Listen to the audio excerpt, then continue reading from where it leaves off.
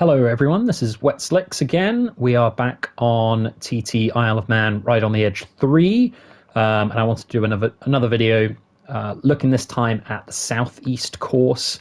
This is kind of a course that I'd really avoided just because I didn't like a lot of the sections on it.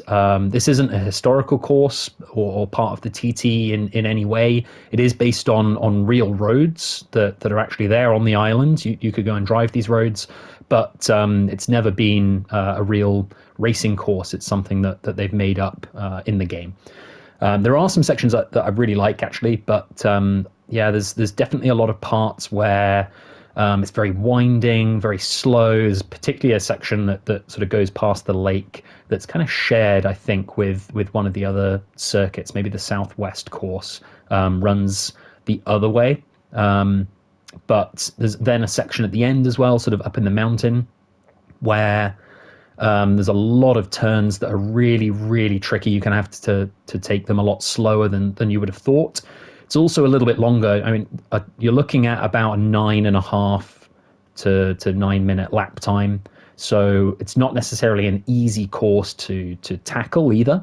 But yeah, we're going to try this today and see what we can do and just sort of talk about parts of it. What I do quite like about this circuit is that it does start where the TT starts. It starts at the top of Bray Hill on Glencountry Road, and it ends with the same sort of mountain section. You join back up with the last section of the TT as well, so you get to finish in that. So it almost feels like a little bit of a mini TT course in a way, because you start and finish in the same place. But yeah, there's definitely some very, very tricky sections to this. When I started trying this, I think I was maybe 150th on the leaderboard, and now I've gotten my time down to I'm about 30th on the leaderboard now, but still not a fantastic time. And actually, the last time I just set was with a crash as well. It's very, very easy to crash on this course. I think there's lots of places where you can go off track, lots of places where you can very, very easily end up in the gravel. You end up low siding on a slow corner. There's some very tricky slow corners that kind of wend uphill. Here we are, top of Glencountry Road, start of the TT, off the line, and full acceleration up to 6th gear and down Bray Hill. Many, many people know this part of the course very, very well, and you can kind of stay full acceleration through there if you get it right. Overriders leap, and then I kind of back off down to 5th gear by these shadows, a little bit of acceleration through this corner, and then full brake down to this sharp corner. Nice and smooth, bit of acceleration, and then another straight sort of up to top of 4th, maybe 5th gear through here. And I tend to back down to 3rd to take this corner up the hill. This is where we're splitting off from the TT. And again, you can get really, really fast through here, but you really want to back off at the top of the hill up here, just because of that jump, which is really, really hard. And then really slow by the inflatable arm man. Really hard corner that. Bit of speed through here, accelerating, but at the bottom of the hill here, you kind of have to take it a little bit slower. You do want to accelerate because this goes into a big straight, one of the biggest on the circuit probably, where you can get back up to 6th gear, but really not for long because you've got to go back down then for this series of corners, back to 3rd, back to 2nd, accelerate a little bit, and then 1st gear through here. It's so easy to low side on so many of these corners. And it can be very, very, very deceptive corners as well. There's one down here that's really, really hard. I kind of back off down to 2nd. There's a lot of time to be made up on these corners, just depending on how much risk you want to take. And this section here now is really, really winding. Really, really difficult to take well and accelerate through. And very, very easy to end up on the gravel and pick up a penalty. The penalties are so harsh in this game, where you're on the gravel for the tiniest bit of time. You've made up no time at all. It whacks you with a 1.5, 2 second penalty. And by the end of the course, you know, you might have several of these penalties and end up with, 10 seconds on your clock, which really sucks. But does encourage you to stay off the gravel at least.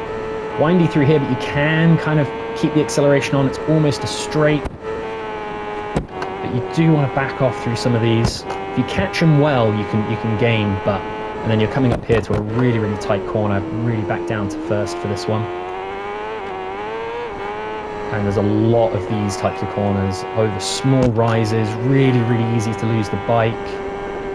Past the lake here, which is quite nice, but don't really have time to enjoy it because you're just plugging away at these tight, sort of deceptive corners. Another one here that I know is really, really difficult. I tend to take this one first as well.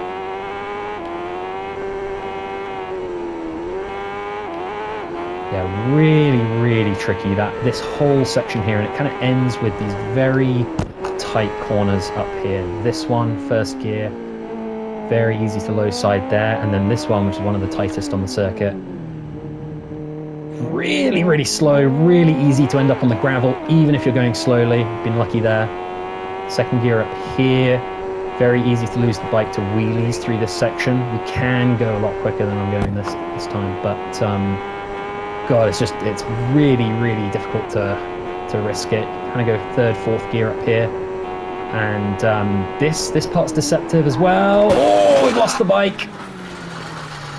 Lost the bike through that bit. That's okay. As I said, sort of third, fourth gear there's fine, but you want to be really, really slow then for this bit. You kind of back down to first gear and really, really slow here, because these are very, very tricky, and they're really tricky to take fast. You can definitely do it better than that. And we're going to go through here as well. This is sort of second gear, trying to wend the bike through these bits and sort of thread the needle, but it never quite works. You can build up some speed here, but you want to back down to second then, because these corners are also really tight, really hard. This one here always gets me, and that. And you're coming up to then the hairpin, so back down to first gear early on the brakes, and then accelerate through. So we're up into the mountain now, and this mountain section, unlike the mountain section on the TT, I think you can't really accelerate through a lot of the corners in like third, fourth gear. You have to really back off down to second, 100 miles an hour on a lot of these. So that one there, this one, this stone wall here, second gear again, accelerate through. That was about 80 miles an hour. Probably go a little bit faster than that. And you can build up so much speed, fourth, fifth gear, like here, but then you have to back down on a lot of these corners. Like you try doing it in third, try doing it a little bit faster, and you almost end up off the track. Back to fifth gear through this straight, and then I think this one coming up, back down again to second gear. Oh, it's tighter than it looks on the minimap. It really is. I think the minimap is actually very, very deceptive sometimes. It looks like a corner's not too bad, and it's really, really harsh. And then this is the one, actually, this is the one corner up here that you can kind of accelerate around in third or fourth gear, which is nice, and then you get into a bit of a straight.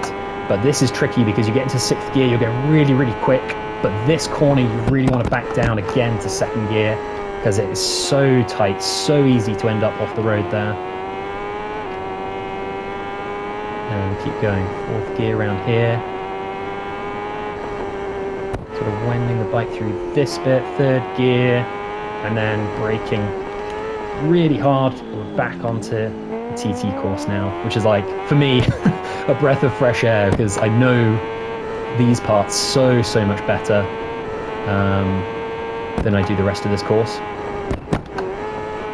As I said, we're not going for super world record times. We'll try and go fast.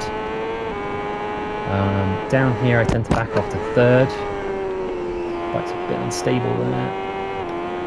Then full acceleration through this bit. You can kind of get up to sixth gear here, but you have to then sort of back off at the end.